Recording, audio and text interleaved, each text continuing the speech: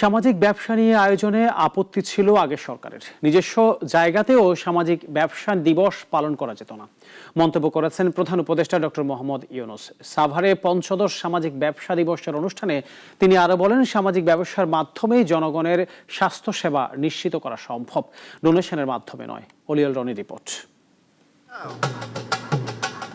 ১৫তম সামাজিক ব্যবসা দিবসের দুদিনব্যাপী অনুষ্ঠানের প্রথম দিনে অংশ নেন অন্তর্বর্তী সরকারের প্রধান উপদেষ্টা ডক্টর মোহাম্মদ ইউনূস।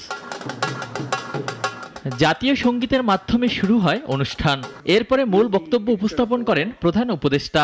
দাবি করেন, বিগত সরকার নিজেদের জায়গা থাকার পরেও সামাজিক ব্যবসা দিবস পালনের সুযোগ দেয়নি।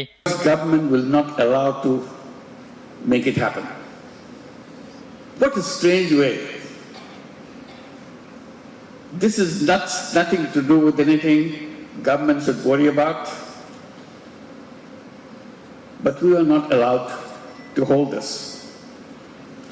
So this is the first time we are holding Social Business Day. Doctor Yunus বলেন, বর্তমান বিশ্ব গড়ে উঠেছে স্বার্থপরতার মধ্য দিয়ে, যা শেষ হবে ধ্বংসের মাধ্যমে। এ সময় তিনি আরো বলেন, সামাজিক ব্যবসার মাধ্যমে জনগণের স্বাস্থ্যসেবা নিশ্চিত করা সম্ভব, ডোনেশনে নয়। Boys, girls, because so passionate about it, they want to take their heart out, to put it into history records. This is what we are. This is what we want. So let this Social Business Day